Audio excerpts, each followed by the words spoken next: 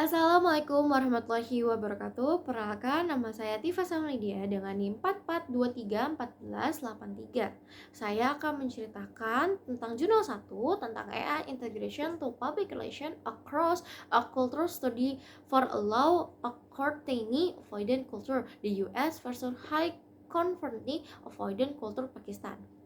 Nah, pernahkah kamu berpikir kenapa sebagian orang begitu antusias dengan kecerdasan buatan atau AI, tapi sebagian lagi justru takut? Kenapa ya? Nah, ada satu penelitian menarik dari Aziza Zahid dan Mudassir Mukhtar pada tahun 2024 yang mencoba menjawab hal ini lewat dunia public relation atau humas. Ceritanya begini, di satu sisi, di dunia Amerika Serikat, para profesional PR sudah menggunakan AI untuk menulis siaran pers, menganalisis data publik, bahkan membaca sentimen masyarakat di media sosial. Bagi mereka, AI itu seperti asisten, super cerdas bukan sebagai ancaman ya, tapi alat bantu bikin kerja lebih cepat dan lebih efisien. Tapi di satu sisi, di Pakistan, situasinya agak beda nih. Banyak praksi PCR yang masih ragu, bahkan cemas. Kenapa ya cemas ya? Nah, mereka khawatir AI itu akan menggantikan pekerjaan manusia yang belum siap secara teknologi maupun pelatihan. Penelitian ini menggunakan teori budaya dari Gerd Forstad atau terutama dimensi yang disebut Uncertainty Avoidance Index atau tingkat penghindaran ketidakpastian.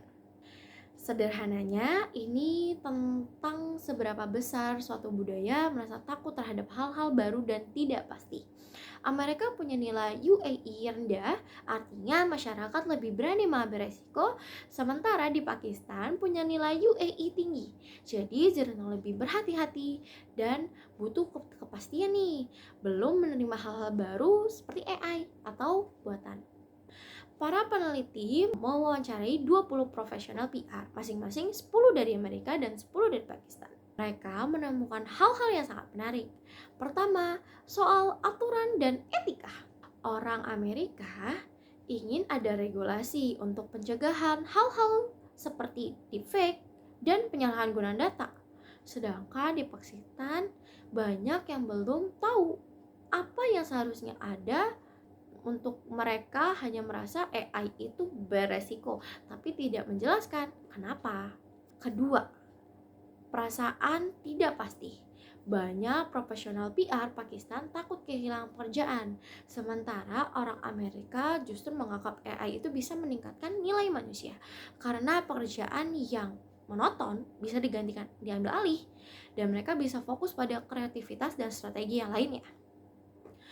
Ada satu kutipan yang menarik nih dari seorang profesional PR Amerika. Dia bilang, 3 tahun yang lalu orang harus ke perpustakaan untuk meriset. Sekarang cukup satu klik, AI hanyalah langkah selanjutnya di tangga teknologi. Berarti kalimat ini menggambarkan betapa mereka melihat AI itu bukan ancaman, tapi evolusi alami dari pekerjaan manusia. Tapi tentu saja kedua negara punya tantangan masing-masing. Nah, di Amerika, masalahnya bukan rasa takut, tapi biaya berlangganan AI yang mahal dan isu etika. Sedangkan di Pakistan, masalahnya lebih kurangnya pelatihan, sumber daya, dan dukungan dari organisasi. Namun, keduanya sepakat, AI membawa manfaat besar. Satu, membantu menganalisis data. Yang dua, memantau opini publik. Yang ketiga, mempercepat kerja. Dan yang keempat, membuat komunikasi lebih personal dan lebih efektif nih. Nah, Zahid Mukhtar menyimpulkan bahwa perbedaan budaya bukan benar-benar mempengaruhi cara AI diterima.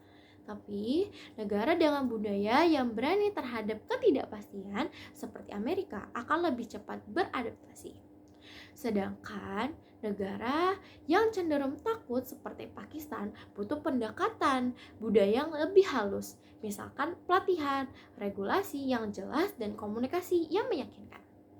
Nah, dari cerita ini kita belajar satu hal yang penting. Teknologi seperti AI bukan sekedar alat, tapi cerminan dari kita berpikir dan berbudaya. AI bisa jadi sahabat, bisa juga jadi ancaman, tergantung bagaimana kita menanggapinya. Sebagai calon komunikator, tugas kita bukan hanya memahami teknologi aja nih, tapi juga memahami manusia dan budaya di sebaliknya. Karena pada akhirnya komunikasi yang hebat selalu berawal dari pemahaman, bukan dari mesin, tapi dari hati. Terima kasih sudah mendengarkan. Nah, saya akan lanjutkan menceritakan jurnal yang kedua. Pernah nggak sih kamu membayangkan kalau suatu hari nanti bagian hubungan masyarakat di kampus atau di humas universitas bukan lagi dijalankan oleh manusia, tapi oleh kecerdasan buatan atau AI. Bayangkan kalau kamu ingin tahu jadwal kuliah, wisuda, atau yang menjawab bukan lagi staf administrasi, tapi chatbot AI dengan suaranya ramah. Atau kamu ingin membaca berita kampus dan semua artikelnya ditulis otomatis oleh sistem dengan cepat, akurat, tapi tanpa sentuhan manusia. Kedengarannya futuristik bukan ya? Nah, inilah yang menjadi topik menarik dalam sebuah penelitian berjudul How AI is Being Used in Universities, PR Department Perspective, yang ditulis oleh Farhan Al-Oimat dan rekan-rekannya dari Yarmouk University, Yordania, diterbitkan pada tahun 2025. Penelitian ini ingin menjawab pertanyaan besar, sejauh mana kecerdasan buatan atau artificial intelligence AI yang sudah digunakan Departemen Hubungan Masyarakat Universitas. Dan yang lebih penting, bagaimana para praktisi humas memandang AI sebagai peluang atau ancaman ya. Penelitian ini dilakukan survei terhadap 65 staf humas dari beberapa universitas di Yordania. Hasilnya cukup mengejutkan. Hanya 17% responder yang benar-benar memahami apa itu AI dan bagaimana cara kerjanya. Sebagian besar hanya tahu, oh, AI itu teknologi masa depan, tapi belum tahu bagaimana menggunakan dalam pekerjaan sehari-hari. Padahal, potensi AI di dunia humas sangat besar. Dengan AI, humas bisa satu, menganalisis opini publik di media sosial. Yang kedua, menulis siaran pers dalam hitungan detik. Yang ketiga, menerjemahkan konten ke berbagai bahasa. Yang keempat, bahkan memantau reputasi universitas secara real time. Di kampus universitas, kemampuan seperti ini bisa jadi pembeda besar, terutama untuk menarik mahasiswa asing dan membangun citra positif di universitas. Namun, hasil penelitian menunjukkan bahwa tantangan terbesar bukan pada teknologinya, tetapi pada manusianya. Banyak staf PR masih kesulitan memahami algoritma dan cara kerja sistem AI. Ada juga yang kekhawatiran bahwa menggunakan AI bisa menggantikan peran manusia.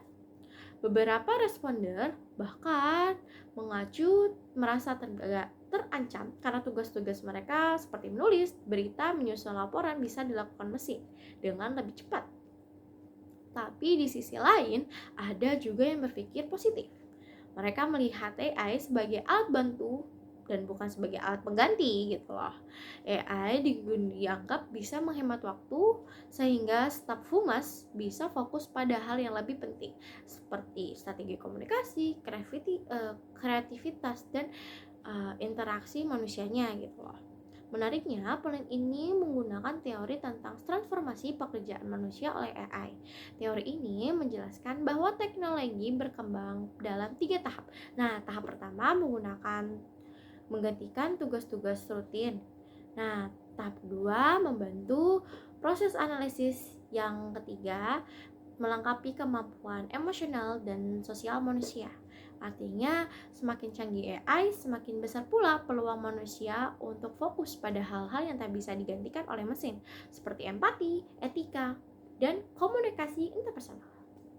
Selain itu, penelitian ini juga menemukan bahwa bidang yang paling membutuhkan peranan PR adalah media dari universitas gitu loh. Kenapa medianya gitu loh? Karena AI bisa digunakan untuk menulis berita kampus dan menyunting konten promosi dan menerjemahkan informasi ke berbagai bahasa untuk audiens internasional gitu loh. Setelah media, bidang berikutnya yang butuh AI adalah administrasi, yaitu perikanan dan pengelolaan data para pabrik gitu. Namun, meskipun banyak potensi, ada beberapa hambatan nyata yang ditemukan. Pertama, minimnya pelatihan. Yang kedua, pengetahuan teknis, kurangnya investasi dari pihak universitas yang belum adanya kebijakan etika yang jelas untuk penggunaan AI. Nah, penelitian menegaskan bahwa AI bukan musuh, tapi alat yang harus dikendalikan dengan bijak. Kalau dibiarkan tanpa arah, AI bisa menimbulkan masalah baru seperti kesalahan informasi, penyalahgunaan data pribadi, atau ketergantungan yang membuat manusia kehilangan kreativitas gitu loh. Nah, kalau digunakan dengan benar, AI bisa membantu humas menciptakan komunikasi yang lebih cerdas, personal, dan efisien. Salah satu kesimpulan penting dari penelitian ini adalah pentingnya kolaborasi antara kecerdasan buatan dan juga kecerdasan pada manusia gitu loh. Apalagi kecerdasan PR gitu loh. AI tidak bisa menggantikan para empati, intuisi, dan nilai-nilai kemanusiaan yang menjadi dasar pengajian humas. Hubungan masyarakat bukan lagi sekedar menyebarkan informasi, tetapi tentang membangun kepercayaan, sesuatu yang hanya bisa dilakukan oleh manusia. Jadi peran AI seharusnya bukan lagi mengambil alih, melainkan mendukung dan memperkuat kemampuan manusianya gitu. Kuncinya ada pada keseimbangan teknologi dan memberikan kecepatan dan efisiensi, sementara manusia memberikan makna dan arah. Bayangkan aja sih, masa depan kampus yang ideal, AI membantu menyusun laporan dan mengelola data mahasiswa, sementara staf PR tetap berinteraksi dengan mahasiswa, membangun citra universitas yang hangat, terbuka, dan manusiawi gitu loh. AI bisa menghubungkan manusia lintas bahasa dan budaya, tapi hanya manusia yang bisa menghubungkan hati ke hati. Dan dari situlah masa depan hubungan masyarakat sebenarnya berada bukan di antara pilihan manusia atau mesin, tapi sinergi atau keduanya. Penelitian ini mengingatkan kita bahwa di era digital, tantangan terbesar bukan lagi tentang siapa yang paling canggih, tapi siapa yang paling adaptif dan bijak menggunakan teknologi itulah.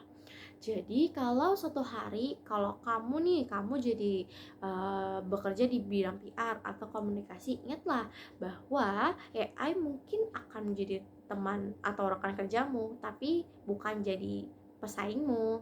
Gunakan dia untuk memberikan pesan, bukan menggantikan dirimu. Karena pada akhirnya dalam komunikasi yang paling penting bukan kecerdasan buatan atau AI, tapi kecerdasan hati. Nah, sekian dari saya. Wassalamualaikum warahmatullahi wabarakatuh.